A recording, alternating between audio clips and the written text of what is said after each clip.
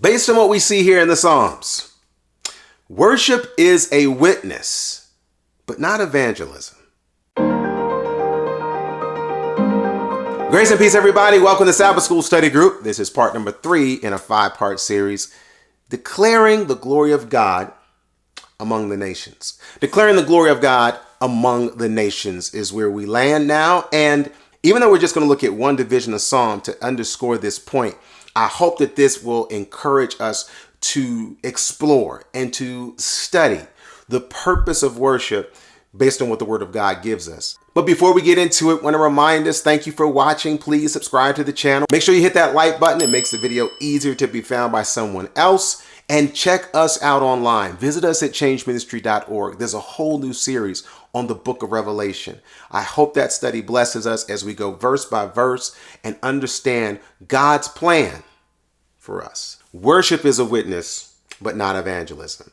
That infers then that there is a difference between witnessing and evangelizing.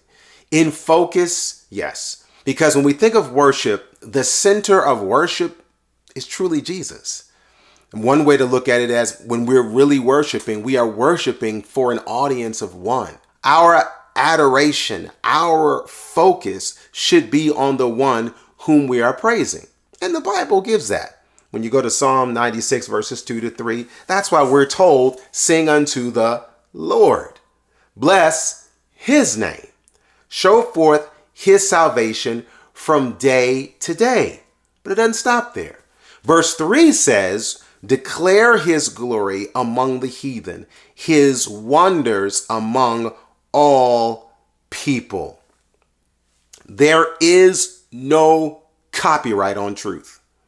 In the same way, there are no boundaries on where we can declare God's glory. Please catch this. Wherever the people of God are, there should be the praise of God.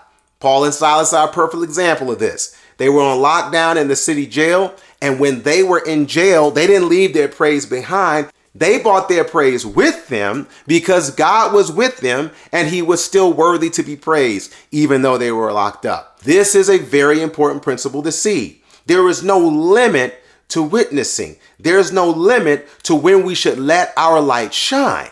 However, when it comes to evangelism, the intent now is not to worship God necessarily.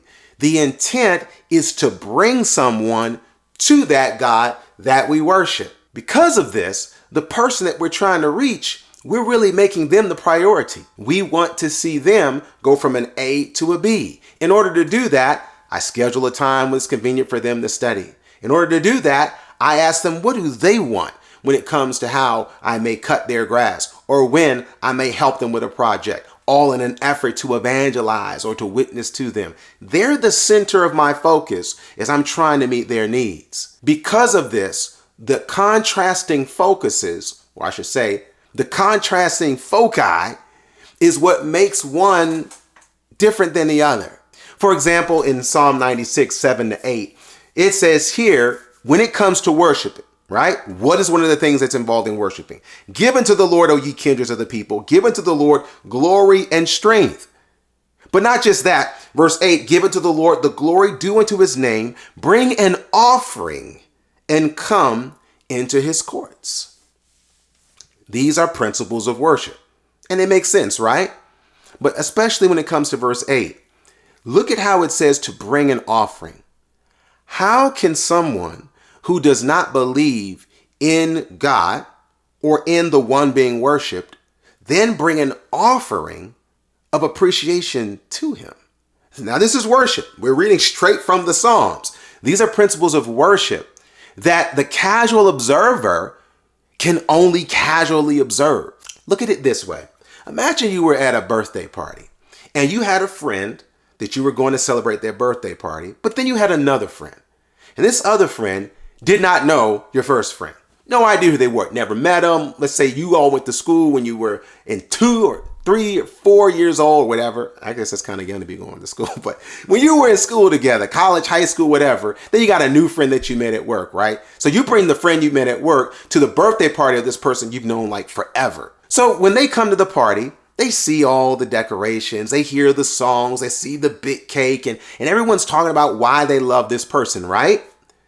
That does let the new friend, so to speak, know about your old friend, but it doesn't necessarily make them friends. They know a lot about them. They may even see a lot about them, but until they have a personal experience with my old friend, that's when my old friend will then become their new friend.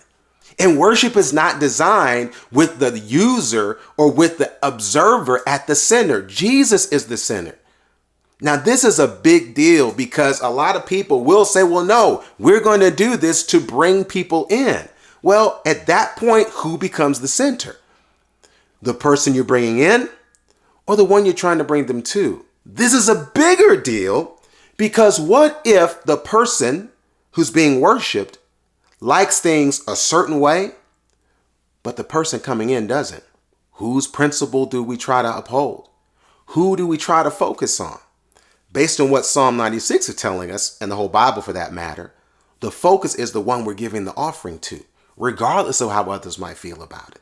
The focus is the one that we're coming to praise, because that's the one who has saved us, regardless of those and without consideration of the feelings of those who aren't saved. He's the center.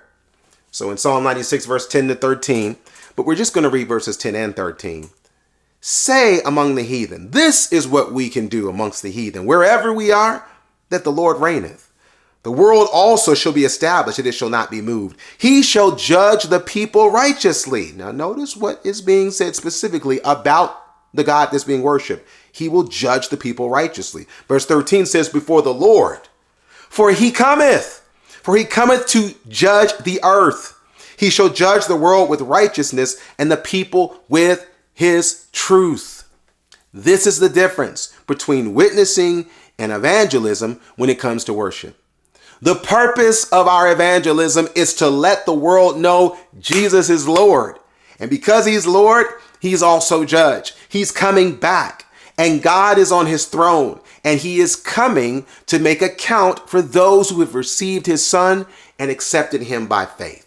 That's the reality of what evangelism's point is. When it comes to worship, we adore the one who's coming. We recognize the one who's coming, but the one who is coming is at the center of why we have come. The whole concept of success in worship, then, this kind of throws us on his head, right? Well, people recognize, well, we want to be seeker friendly. We want to make people feel comfortable. And the Bible is not saying that we should make an effort to make people be uncomfortable in order to please God. No, but we've got to recognize when we're coming to worship the righteous judge, and if I'm not in relationship to that judge, I'm not going to really be comfortable until I get in a right relationship. Like I said at the beginning of this study, I hope that this would start a conversation. I appreciate your comments. Leave your comments even down below, and we can have some dialogue on this to explore the difference so that we can put things where they belong. That's all we're trying to do here. That's all the Bible does. The Bible does not just let us know what we have, but then it shows us where to put it, the priorities and the ordering. Let's explore this. Let's understand this. But at the end of the day, let's do it. Let's do what God is asking and not what the world is suggesting.